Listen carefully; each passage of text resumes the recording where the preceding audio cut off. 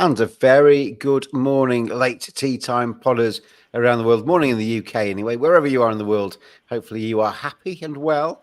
And it is James, as always, and it is DT with me, as always. I was nearly always. Anyway, you missed a couple of days of the Open coverage, but it was a tremendous tournament in the end, DT, looking back at the 4 days at Royal Troon, and a worthy winner in Xander Schauffele, who you tipped up after round 2 and round 4. Yeah, it was nice to see him win. I think he fully deserved it. He was the one, said ahead of round 4, he's the one who just looks in control of everything, and he absolutely played out, didn't it, that way on the Sunday. Really good tournament, really good course. The kind of weather was perfect in that not perfect if you're a spectator, obviously, but perfect in terms of testing them and all those sort of things you want in an Open where you're not just playing a course on the computer game, you're playing the elements as well. So, yeah, it was a really good week, that. He seems like a really nice bloke as well as Xander Schauffele. There's not too many, I can't think of anything to dislike him for. And if we kind of throw ahead just a little bit, he's defending Olympic champion at Paris 2024, and he'd struggle to find a reason to back against him to retain that trophy, the gold medal. Yeah, it's another string to his bow, and probably winning that gold medal probably helped him win his 2 majors this year, because he was sort of struggling to get over the line. I think that was like a step in majors. That was like a stepping stone, winning the gold medal. And he's the man in form, isn't he, at the moment? So you'd probably, if they were teeing off tomorrow, or it's not long to the Olympics, you'd probably back him ahead of Scotty Scheffler at the minute. Saw that with Andy Murray in the tennis. He won the Olympic gold and then won Wimbledon at the same venue. And Xander Schauffele is kind of following the same path. And good luck to Andy Murray, by the way. His final appearance on a tennis court will be at the Olympics. But anyway, today we are looking ahead to the 3M Open. I'll scroll on the bottom of the screen the leading leaders in the markets. Tony Finau, favourite at 12-1. You got Akshay Bhatia at 20-1. Sam Burns is the same price. Sahith Theegala, 22s. Billy Horschel, who did so well at the Open as well, 28-1. Luke Clanton's 28s. Tom Hoagie is 33s, as is JT Poston. And the rest are bigger, DT.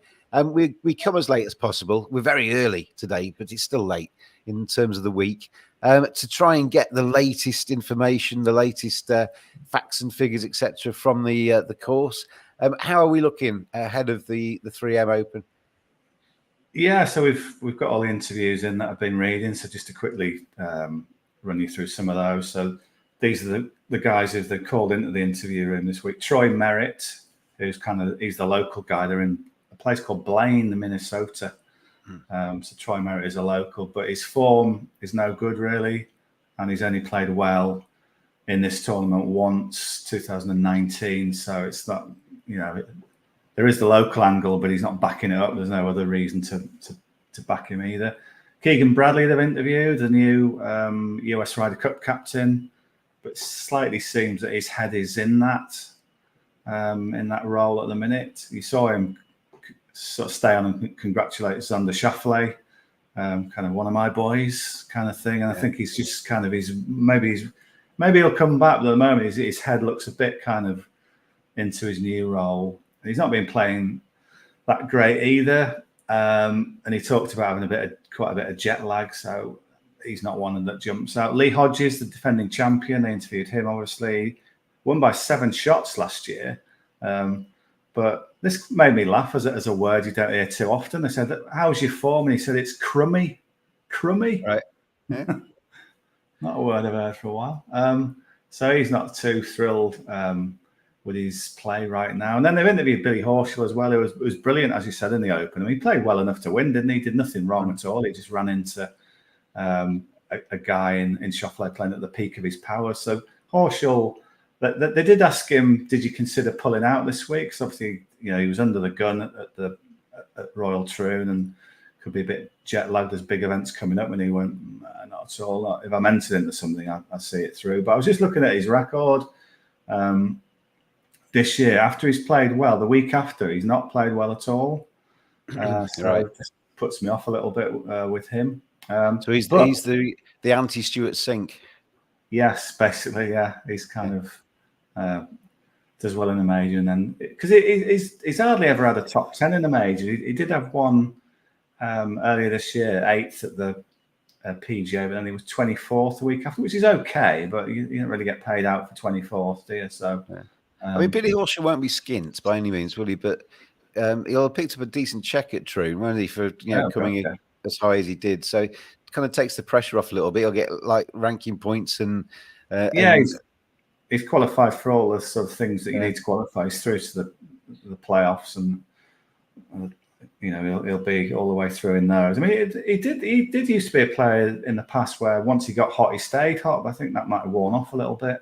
So I'm not rushing to back him, but the one I am rushing to back, and it does seem obvious, but because he's the favourite and he's won before. But Tony Finau, can't get past him this week, and when you read his interview, it's like really kind of strong, really strong. So he says he loves this place, his family loves this place, and for him, there's quite a big Finau entourage. He's got quite a lot of kids that come along, so they love to come to this course. It all gives him that sense of kind of comfort and everything. Yeah, they go fishing. They're just he's kind of like the star man in this tournament. He's got a win, a third, and a seventh down the years. He was in brilliant form before the Open. Missed the cut in the Open, but he talked about that and he said, and I buy into this in terms of jet lag, which way you get it. He says, I have a lot easier time adjusting when I come back to the States. It's a lot harder for me to fly over to Europe. It seems like my jet lag is pretty severe. So when he comes east from America, he does struggle, and that's I would back that up. Coming back from America is awful for jet lag. I think that's the same with me. When I've been to UAE and stuff, and you go right on the map, I find it harder to acclimatise than when I've gone kind of the American way. Yeah. So he backs it up. So he said, he says, I just feel a lot better about myself this week. I always do when I come back from the States, so to the States. So it's all there for him. He's got the course form. He was in brilliant form before the Open. And I just feel that if he'd say like plodded away and finished 10th at the Open, I think he might be a single figure price this week because he's the course form guy and he's in form. But because he missed the cut, but I mean, on that Friday when it was really tough, he was on like the harder part of the draw, so it sort of almost means nothing really. And his Open record has been quite poor in recent times, so I'll ignore that. Hold your Tony Finau thoughts, then we'll come back with the prices, etc. in a minute. We should introduce one of our new sponsors. We're doing quite well on the Late Tea Time podcast at the moment. The numbers that you're watching with are much appreciated. Loads of people watching throughout the Open. We're trying to steer people towards our YouTube channel as well, and a lot of you watch the video on YouTube because at the moment, Elon Musk, we've applied for our blue tick with Twitter so we can stream live on Twitter, and you haven't given us it yet, so we're basically still very reliant on YouTube. So thank you for moving across to YouTube to watch our stuff there. But we've got a new sponsor, manscaped.com, male grooming, and if you quote late from the Late Tea Time podcast title, if you quote late when you buy your stuff from manscaped.com, you'll get 20% off and you'll get free shipping. Here's a little bit of an advert for them. Forever you and me, right by my side, where you ought to be. 'Cause if I ever were to lose you, I just don't know what I'd do. Let me hear you now.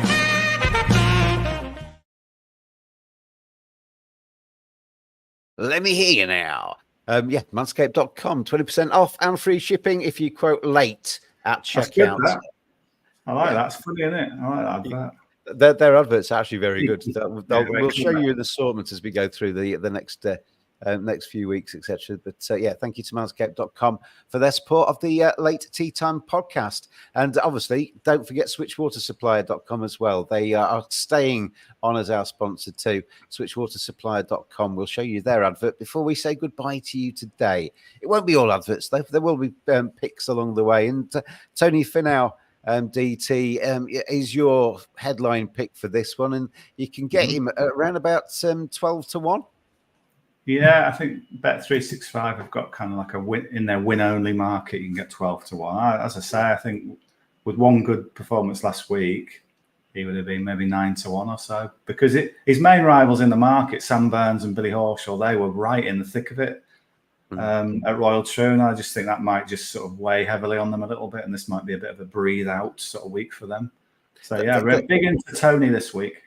It's the favourites really that you win only markets for, isn't it? Because you won't want to take each way on prices of 12 to 1 and under really. So, and that's the way to kind of get the best price on somebody that you think might actually lift the trophy. So Tony Finau goes on to the late tea time betting slip at 12 to 1. Anything else that strikes your fancy when it comes to the 3M? Yeah, I've got an ACCA, a 72-hole match bet ACCA, in which Tony Finau's there again. So I'm really jumping all over him this week. So this ACCA, over 72 holes. Leg 1 is Finau to beat Sam Burns, and I've already sort of spoken about the reasons why. I really like Finau. Burns might just take a step back this week.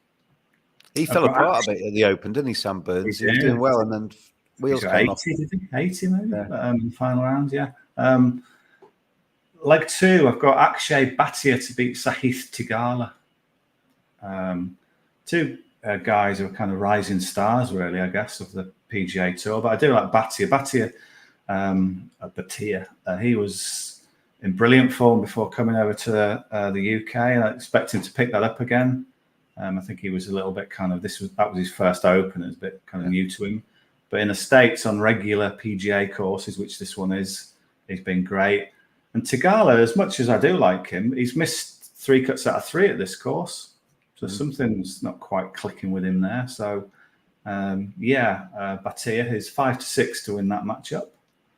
Then I talked about a little bit of negative over Keegan Bradley this week. So he's in a match bet with Tom Hoge. So I like Hoge to win this one. Hoge, he's Bradley's he's got a bit of the jet lag. I think his head's been turned a little bit as well. Bradley's also not really got any course form. Never had a top 30 in a couple of tries. Whereas Hoagie's got 3 top 25s at this course, including 4th a couple of years ago. And yeah, Hoge didn't play well in Scotland, but don't need to worry. This is completely different. And before he left for Scotland, he finished 3rd at the Travellers. So I like Hoge to take down Bradley. Hoge is 10 to 11 in that one. And then finally, the final leg is Canadian Adam Hadwin to beat Maverick McNeely. I do like Hadwin this week. You could even look at him in the outrights at kind of 50 to 1, something like that. Load of good course form. He's really good at this sort of test where you need to make loads of birdies. And he's got that pull of trying to make the President's Cup team, which is in his home country of Canada this year. Mike Weir, the captain. So all the Canadians in these kind of late qualifying events are trying their best to get an automatic place. So Hadwin's played well here before. This is his type of test. And McNeely, there's nothing sort of standing out for him to make me think, oh, he's a big threat. I think he's missed his last couple of cuts. So Hadwin at 4 to 5. So that fourfold of Finau, Bhatia, Hoge, and Hadwin, that comes out at Bet365. You could find it better elsewhere, but probably not the same matchups. But it's 9.25 to 1. 9.25 to 1 then for that fourfold of Finau, Bhatia, Hoge, and Hadwin. No M's amongst them, 3 M's, and we haven't gone for a single M. But that is the 9.25 to 1 fourfold. Is that as done for the 3M Open, DT? Because I know there's something else you want to talk about as well. That's just done for the 3M, yes. Okay. And we should then say thank you to switchwatersupplier.com for their support of the Late Tea Time podcast as well. If you've got a business and you want to save money on your water bills, they are the people to speak to. All golfers want to stay away from the water. That splash as your round sinks beneath the surface is never a good sound. But golf courses rely on water to keep those fairways and greens lush. For that post-round shower or the clean glass at the 19th hole. Golf courses, indeed most businesses, spend way too much money on their water bills. Switch Water Supplier can cut your water costs and help your business save money. Register now at switchwatersupplier.com switchwatersupplier.com. They will do all the hard work and get your business the very best price for your water supply and claim money back if you've been overcharged. Switchwatersupplier.com. Switching made simple. Switching made simple with switchwatersupplier.com. Anyway, DT, for once, I think you're going to take us somewhere that we don't usually go. Live Golf. Live Golf is in the UK this week, and I just don't take it into account. It just spoils my research when they don't have the right stats and everything. It's in the UK. I've got a few mates who are going, sort of slightly out of curiosity, because you get this thing, don't you? Where you get kind of the live kind of fanatics will say, "Look at the atmosphere; it was incredible," and then others will say, "Oh no, there are only 5 people there." So they're like Donald Trump rallies, aren't they? They show the massive crowd, and then when you see the kind of the sort of wider shot, there's nobody else there. A wide shot. Yeah, so we'll see. I mean, UK sports fans tend to be good, don't they? They do flock to big events. Whether this is a big event, who knows? But I've got a couple of mates who are going so that they can report back. But yeah, just from watching the Open, it did look like Jon Rahm is on the brink of winning again very soon. He had that charge in the final round, kind of ran out of gas a little bit. But I thought it was a good week from him, and he's been dropping hints that he's going to win soon. I mean, it's amazing, really. He's not won on the Live Tour so far, given that they've only got to beat a few players. I do talk it down, don't I? Over 54 holes. How hard is that? But most of the better guys have won by now. And Rahm, I think he's had to sort of mentally adjust to what he's doing, because I keep thinking he's got this feeling that he's watching the proper golf, the proper events, and going, I was about to say, he looks like he's a bit happier. He looks like, at the Open, he looked like he was a bit happier and a bit more settled and content. But was that because he was back amongst his friends, in inverted commas, or was that because he's actually happy with his golf? Possibly. I mean, there's this theory that he joined Live not because he just wanted to be a sort of disruptor and take the money, but he genuinely thought he could bring it together a little bit more. So I think maybe we need to give him a bit of a pass on that one. I think he thought that at some point the two tours will merge and he might be able to help that.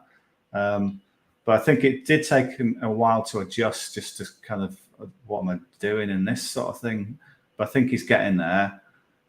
So there's a few ways to play him this week. Just before you get to the prices, I can't remember if it was Jon Rahm. It was certainly one of the Live golfers. It might have been Rahm, who actually said on one of the interviews, "Oh yeah, I'm loving it this week because I'm actually getting to see a few people that I really miss," or words to that extent. So there is that feeling, I think, that they do feel a little bit fractured away. Yeah. So there's a few ways to play him. He's just 13-2 to win it, which I think is fine. I mean, there's some good players up against him. You've got DeChambeau, Hatton, Neiman, Garcia, Koepka starts to thin out a bit after that, but yeah, I think he can win. I did notice at Bet365 they've got a special Jon Rahm 22-1 to win wire to wire. Now, obviously in Live, the Roman numerals for Live is 54, isn't it? It means 54. So there are only 54 holes. So winning wire to wire in Live is clearly easier than winning wire to wire over 72 holes. So it's just a little bit better than you might think. So if Rahm can get off to a fast start, he might just stay there. So I thought 22-1 is worth a little go if you're going to have a bet. And then the other one is, I can't help but put Finau and Rahm together in a double. It's just too tempting, isn't it? So if you do that, do you want me to do that live? Yes. So I'm just sitting here, just sitting here watching you. Very good. Very good. You're getting sort of over 80-1. Okay. You might get it big. That's with Bet365. You might get it bigger elsewhere, but yeah, you're getting 80-1 plus for a round Finau double, which, yes, it means the two favourites win. But if it won, you'd think, wow, what an easy... That was pretty obvious, and you're getting 80 to 1 on a, the price suggests it's a bit kind of slightly fanciful, but it's not, is it? So worth a little go. I have that feeling every Sunday night. Wow, that would have been obvious when somebody that's 80 to 1 wins. But anyway, the live thing, the Roman numerals, is that why they call it live? I didn't know that. Yeah, that seems a bit bizarre to kind of to create something which is supposed to be modern and funky and into the future with something from Latin Roman numerals. Yeah. Yeah, probably someone will probably say that's not true, but I'm 99% that's why they called it that. Okay, well, that never had crossed my I remember sort of finding that out a few months in. I thought, oh right, because I think, well, what was live for otherwise before that? Why? How did they come up with the name? That's why. Yeah. I hadn't realised that at all. But anyway, good luck to John Rahm this week. Good luck to Tony Finau this week. Good luck to Finau, Bhatia, Hoagie, and Hadwin in that fourfold 9.25 to 1. And hopefully both of the aforementioned big players win, and we land the 80 to 1 double this week across the Live and the 3M Open. DT, as always, thank you very much indeed. Cheers, James. And thank you at timmanscaped.com, our new sponsors. Quotes late when you check out with Manscaped. Male grooming stuff, very good. Both me and DT own stuff from Manscaped, and it is very good. So quote late when you check out, and you get 20% off and free shipping. And thanks, as always, to switchwatersupply.com for their continued support of the Late Tea Time podcast. Thanks for watching. Thanks for listening, everybody. And we'll see you again very soon indeed. Cheers all.